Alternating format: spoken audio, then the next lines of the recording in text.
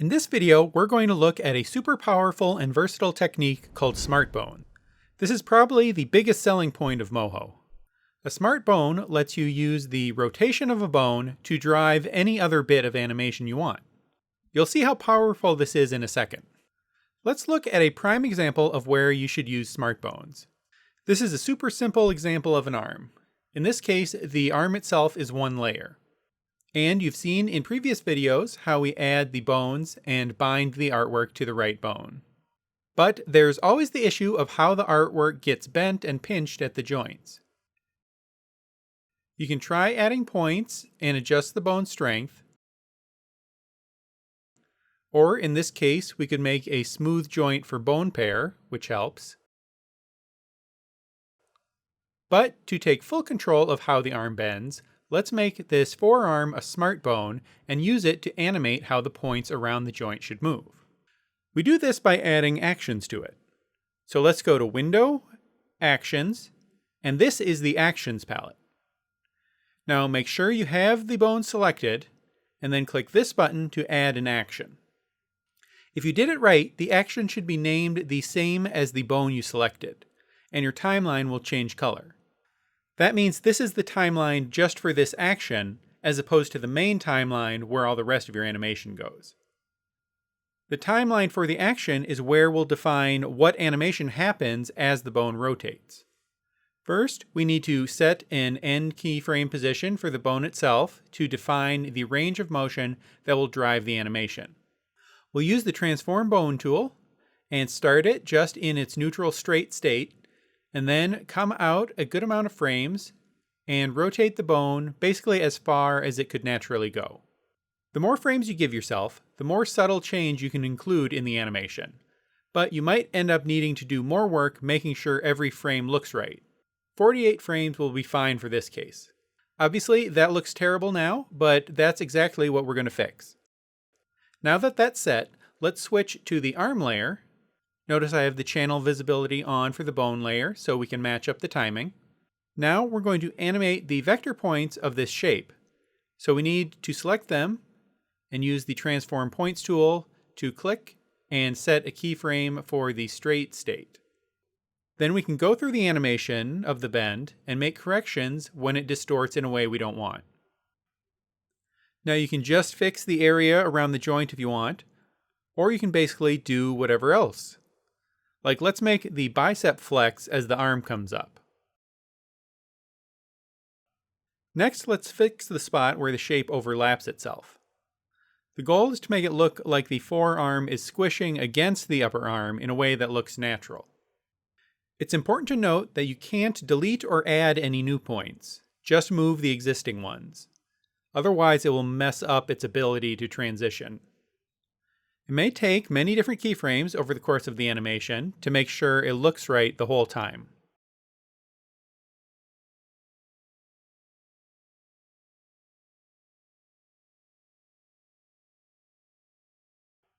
And there we go. That bend looks fairly natural. Now let's go back to the main timeline using the Actions palette. And now that that's done, whenever that elbow joint bends relative to the upper arm, the shape of the arm is going to flex like we defined in the action. So now we don't have to worry about that action anymore. This arm will just work. So anywhere a bend in a joint doesn't look right, you have the option to fix it by hand with a smart bone action. Now here's another common example of how to use smart bones. A smart bone can be used to animate anything in the bone group, not just a layer it's bound to. In fact, your smart bone doesn't have to be bound to any layers. It can just be a free-floating dial. This is a common way to control facial animation in a Moho rig. For this example, we're going to create a smart bone dial that controls all the layers of this face and lets us rotate the whole head. First, notice how this file is set up. All the pieces are separate layers, and some of the layers, like the eyes, mouth, and cheek lines here, are in a mask group, so when we move those around, they can never go outside the head. So to get our bone dial, we first need a bone group to draw it on, so let's just right-click and convert the head group to a bone layer. Now we can draw a bone that will affect the contents of this group, called head turn.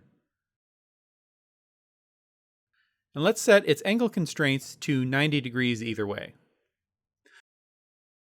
Oh, and this is important. Turn the bone strength all the way down so it doesn't directly affect any of the artwork when you move it. Now we're going to make it so this dial can be rotated either left or right to turn the head left or right. Now, when you make a bone that works in two directions like this, it's best to have the middle be the neutral starting state and actually have two different actions for each direction. So let's start with the left direction. On the actions palette, we'll make an action. Then we need to come out later on the timeline and set the left position on the bone. In this case, I made it 90 frames. That way there's a frame that corresponds to each degree of rotation. Now we need to make the animation of the head turning over the course of these 90 frames. I'm going to start with the head masking group and move that whole thing over. That will serve as the guide for where everything else needs to get repositioned. Then let's start with the features on his right.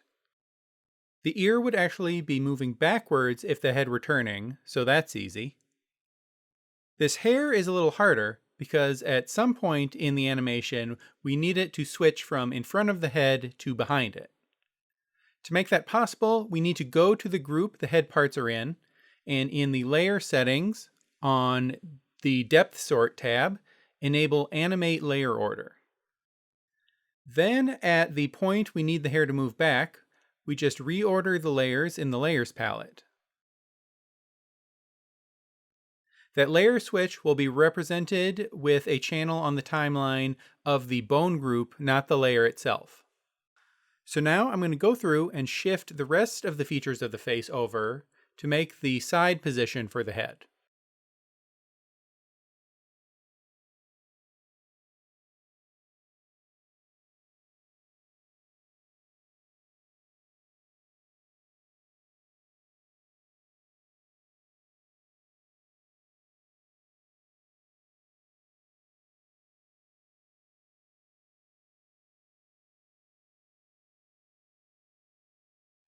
Once that's done, let's go back to the main timeline and check it.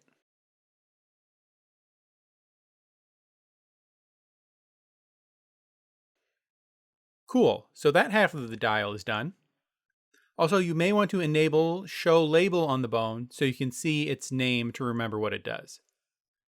Now we just need to make another action and repeat the process for the other direction.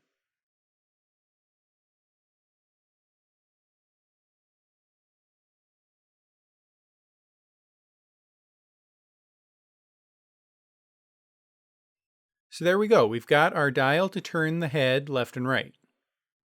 Now let's get even cooler and make a dial for turning the head up and down. First, I'll make sure I don't have any bones selected. Then draw another bone. You want to make sure your bone dials aren't parented to each other. This time I'll show you a shortcut. With the bone selected, we can come up to Bone, Make Smart Bone Dial.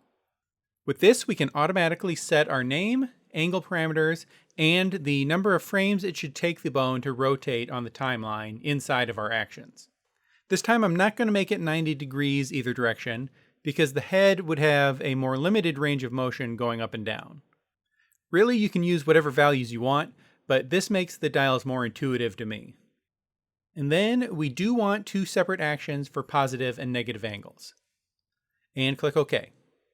Now that sets up the bone and creates the smart actions in the actions panel for us. And if we go inside, we can see the keyframe for the rotation of the bone is already set up, and we just need to animate everything else. So I'll make the looking downward animation.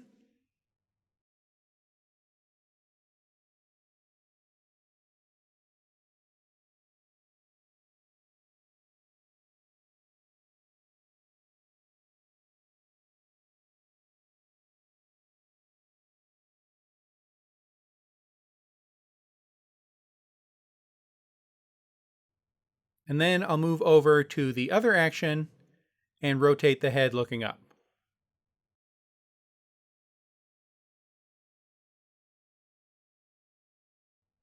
Now, back on the main timeline, we can use both dials, and it's smart enough to combine the two actions and to allow us to point the face in any direction we want.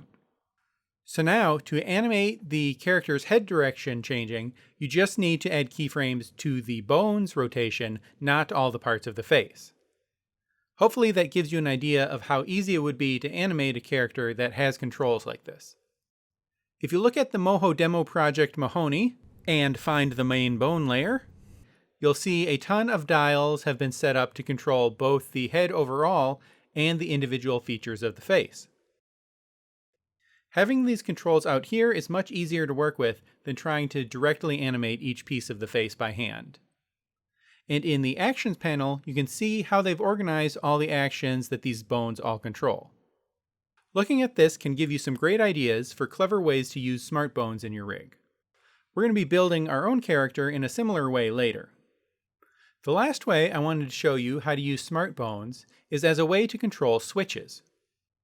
Here I have a switch for this hand with a few hand positions inside it.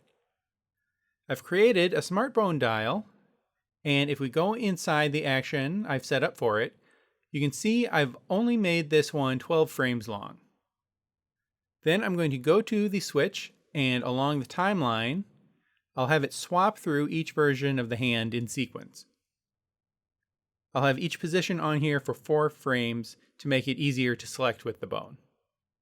Now back on the main timeline, I can use the dial to switch through the hand positions as I animate.